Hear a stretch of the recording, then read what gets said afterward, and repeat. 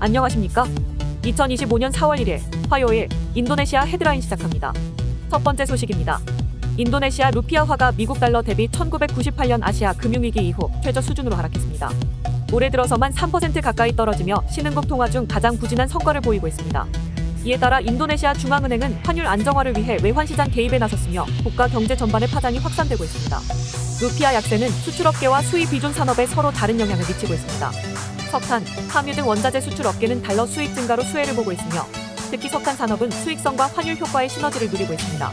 반면 수입 의존도가 높은 제조업과 제약업계는 비용 증가에 따른 부담이 커지고 있으며 일반 소비자들도 물가 상승에 대한 우려를 표하고 있습니다. 한편 인도네시아 정부는 경제 펀더멘털이 여전히 견고하다고 강조하고 있습니다. 아이를랑가 하르타르토 경제조정장관은 루피아화 하락이 일시적 현상이라고 설명하며 시장 회복과 국영은행의 긍정적 기류를 근거로 제시했습니다. 인도네시아 중앙은행 측도 1998년과는 상황이 다르며 기업들의 재무 구조가 비교적 건전하다고 분석했습니다. 전문가들은 중앙은행 개입이 단기적 효과를 낼 수는 있지만 외환시장 구조와 글로벌 변수에 따라 변동성은 당분간 이어질 가능성이 크다고 보고 있습니다. 다나몬 은행의 이코노미스트는 라마단 연휴 이후 자본 유입이 회복된다면 4월 초 반등 가능성도 있다며 제한적 낙관론을 덧붙였습니다. 다음 소식입니다. 인도네시아 최대 명절 르바란 시즌에도 소비 심리가 회복되지 않고 있습니다. 통상 쇼핑과 기성, 종교 보너스 등으로 내수가 급증하는 시기지만 올해는 라마단 기간부터 유통 소매업계 분위기가 한산했고 전반적인 소비 지표도 둔화세를 보였습니다. 의류 외식 전자제품 소비가 줄었고 철도 버스 승차권 판매율도 예년보다 크게 낮았습니다. 소비 감소는 관련 지표에 뚜렷하게 나타났습니다. 2월 소매 판매 지수는 전월 대비 0.8% 증가에 그쳐 르바란 전월 평균 증가율 12.2%를 크게 밑돌았고 의류 소비는 단 0.6% 증가에 그쳤습니다. 만디리 소비지수 또한 라마단 기간 중 성장세가 평년보다 둔화된 것으로 나타났으며 소비 둔화는 저소득층의 저축지수 하락과도 맞물려 있습니다. 문제는 소비 둔화가 절약이 아니라 소득 감소에서 비롯됐다는 점입니다. 2월 가계 저축률은 14.7%로 과거 평균보다 낮았고 중산층 감소도 뚜렷했습니다.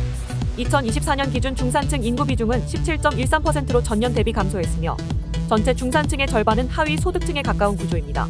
이는 포스트 팬데믹 이후 고용 불안정성과 비공식 부문 소득 하락의 결과로 분석됩니다. 정부는 종교 보너스 지급 확대, 교통 할인 등 단기 부양책을 내놨지만 효과는 제한적이었습니다. 전문가들은 정책 시기와 전달 방식에 있어 개선이 필요하다고 지적하며 향후에는 공식 고용 창출과 중산층 회복에 집중해야 소비 기반을 다시 세울 수 있다고 강조하고 있습니다. 다음 소식입니다. 프라보워 수비안토 대통령이 거친 언행으로 연이어 논란에 휩싸이고 있습니다.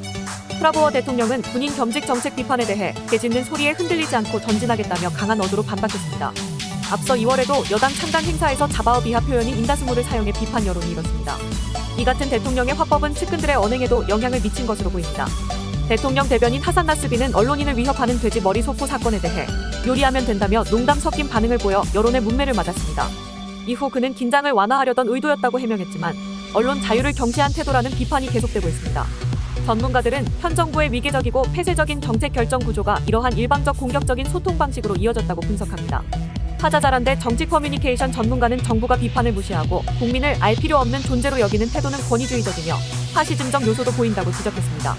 프라보워 대통령은 유튜버 데디 코르부지에 등 SNS 인플루언서를 공식 직위에 기용하며 여론전에 적극 나서고 있습니다.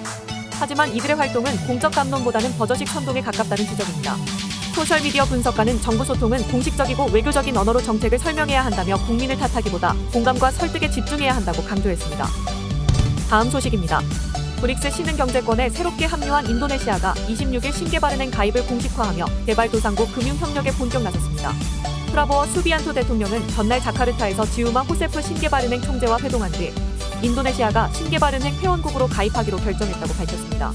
프라보워 대통령은 신개발은행 가입이 인도네시아의 경제개혁 전략을 가속화하는 데 중요한 계기가 될 것이라며 기대감을 나타냈습니다.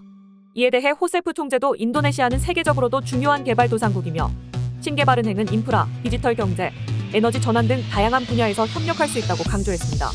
참고로 신개발은행은 브라질, 러시아, 인도, 중국, 남아공 등 브릭스 창립국이 2014년 설립한 다자개발은행으로 중국 상하이에 본부를 두고 있습니다. 1천억 달러 규모의 자본금을 바탕으로 개발도상국의 지속가능한 발전과 인프라 사업에 금융 지원을 해오고 있습니다. 인도네시아가 신개발은행에 정식 가입하면서 저금리 금융 지원을 통해 물류철도 항만 등 주요 인프라와 디지털 전환 사업에 탄력을 받을 전망입니다. 한편 인도네시아는 지난 1월 브릭스의 10번째 회원국으로 가입했으며 향후 신흥국 연대 중심에서 더욱 적극적인 경제 외교 행보를 펼칠 것으로 보입니다. 다음 소식입니다. 인도네시아 중앙은행은 최근 국영은행 이사회에 임명된 고위 간부 3명을 해임했다고 28일 발표했습니다. 이번 조치는 지난주 열린 중앙은행 이사회 회의 직후 내려졌으며 금융시장 독립성 훼손 우려 속에 단행된 것으로 풀이됩니다. 해임된 인사는 통화관리국장, 금융시장개발국장, 인사국장 등입니다. 이들은 각각 이번 주 국영은행 정기주주총회에서 이사로 공식 선임됐으나 중앙은행 내부 규정에 따라 겸직이 불가하다는 판단이 내려졌습니다. 경제법률연구소 소장은 중앙은행이 금융규제자로서 역할을 수행하면서 시중 은행 이사직까지 맡는 것은 명백한 이해충돌이라며 시장에서 중앙은행의 독립성에 대한 신뢰를 약화시킬 수 있다고 지적했습니다. 참고로 중앙은행은 자체 규정상 국제기구 또는 금융감독청 등 지정된 기관 외에는 겸직을 금지하고 있습니다. 한편 정부는 국영은행 지분을 자산관리지주사 다난타라로 이관하면서 대통령 지시에 따라 전문가 위주 인사를 추진했지만 이번 사태로 관련 인사 시스템과 공공기관 지배구조 투명성에 대한 논란이 더욱 확산될 전망입니다. 다음 소식입니다. 인도네시아 군사법원은 차량 렌트업체 대표를 총격 살해한 해군 장병 2명에게 종신형을 선고했습니다. 이번 판결은 지난 1월 반튼주에서 발생한 총격 사건과 관련된 것으로 피고인들은 계획적 살인 및 도난 차량 소지 혐의로 유죄 판결을 받았으며 모두 해군에서 불명예 제대됐습니다. 또한 재판부는 작물 거래에 가담한 한 명에게는 징역 4년형을 선고했습니다. 검찰은 피해자 가족에 대한 배상도 요청했으나 재판부는 범행이 테러에 해당하지 않으며 다른 공범자들도 있어 배상을 이들 3명에게만 지우는 것은 부당하다며 이를 기각했습니다. 해당 사건은 렌터카를 허위 신분으로 대여한 뒤 이를 강제로 회수하려던 렌트업체 대표와의 말다툼에서 총격으로 이어졌으며 또 다른 피해자도 총상을 입고 현재까지 치료 중입니다. 당시 발견된 총기는 해군 지급 권총으로 확인될 군 무기의 민간 범죄 악용에 대한 우려도 제기된 바 있습니다. 시청해주셔서 감사합니다.